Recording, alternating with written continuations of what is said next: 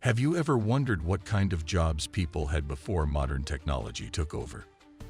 Because not that long ago, thousands of people were paid to do things that sound completely fake today. Today, we're going back into history to uncover 10 real jobs that sound completely made up, but were once totally normal. And by the end of this video, you'll be very grateful that none of these exist anymore. The human alarm clock. The knocker-up. Before alarm clocks were cheap, reliable, or even common, people hired other humans to wake them up.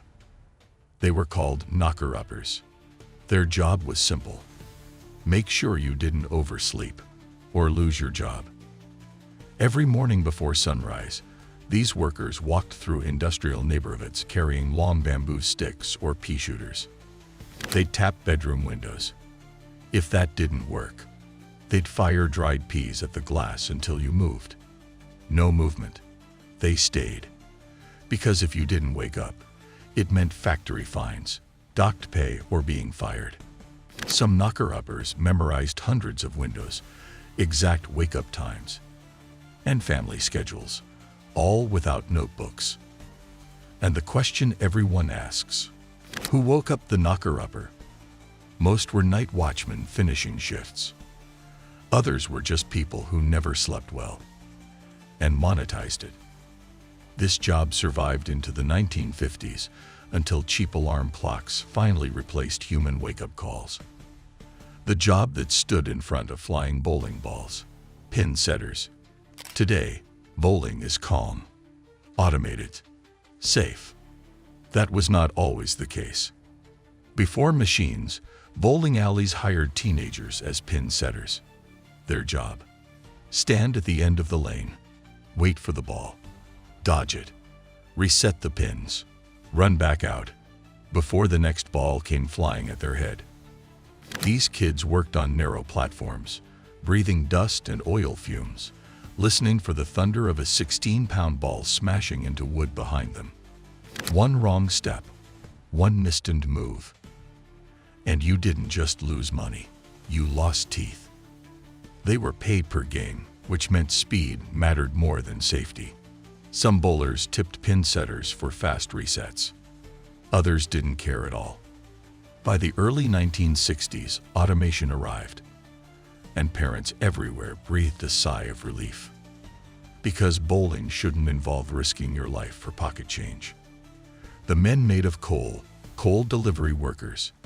Before central heating, warmth came from one thing: coal. And coal didn't magically appear in homes. It arrived on the backs of men who carried 50-kilogram sacks through narrow alleys, icy steps, and tiny cellar doors.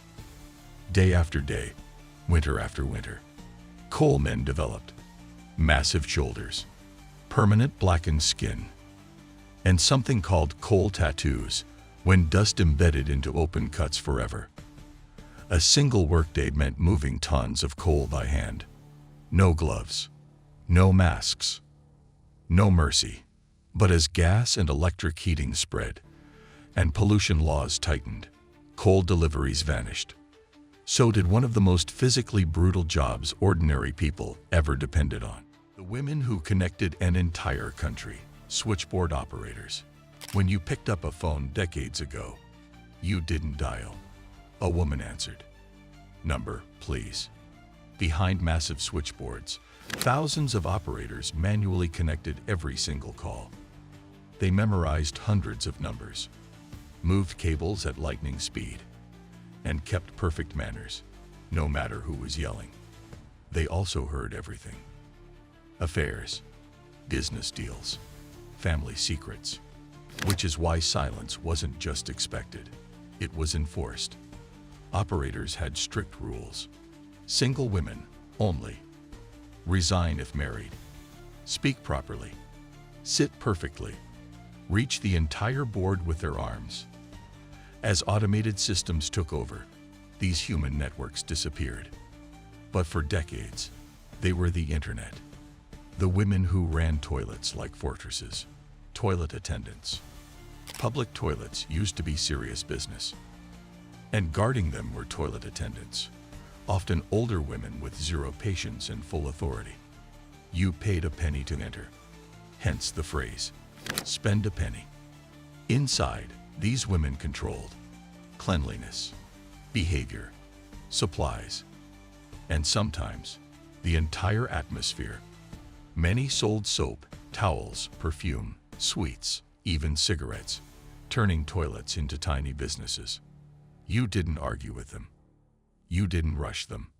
They knew everyone. As automation and budget cuts arrived, attendance vanished. And so did the oddly comforting presence of someone keeping order in chaos. The people who sold milk before you woke up. Milkmen. Long before grocery stores opened early, milk arrived at your doorstep. Glass bottles, cold mornings, silent streets. Milkmen delivered before sunrise, swapping empties for fresh bottles, often with money left under the door. They knew families, noticed patterns, and were sometimes the first to realize something was wrong. As supermarkets and refrigerators took over, milkmen faded away, and with them, a quiet rhythm of community life. The job that kept the city moving. Bus conductors. Before one-person buses, conductors did everything. They sold tickets, made change, controlled crowds, communicated with drivers using bell signals. 2 rings meant go, 1 meant stop. They balanced on moving buses while calculating fares, and somehow never dropped the money. As automation arrived, conductors disappeared, and public transport lost a very human touch. The kids who delivered the world. Paper boys. Before notifications, news arrived on bicycles. Paper boys woke before dawn, loaded heavy bags, and memorized routes. Rain or snow didn't matter. They learned responsibility early, and neighborhoods trusted them. As digital media arrived, paper routes vanished, and with them, a rite of passage. The people who fixed your entertainment. TV repairmen. TVs used to be fragile, expensive machines. When they broke, a repairman arrived, part engineer, part magician. Families watched silently as he opened the back panel, adjusted tubes, and brought life back to the screen. As TVs became cheap and disposable, repairmen vanished. Now we replace, instead of repair. The women who ran offices before computers, typist pools. Entire rooms filled with typewriters. No delete key, no spell check. One mistake meant starting over. Typists worked at incredible speeds, under supervision, timed and monitored. As computers arrived, these rooms went silent, and office work changed forever. These jobs weren't strange to the people who lived them. They were normal, necessary, respected. Technology erased them, quietly. So next time your alarm goes off, or your phone connects instantly, or your home stays warm with one switch, remember, someone once had to do that job by hand. And if you enjoyed this journey into forgotten work, subscribe, because history is way stranger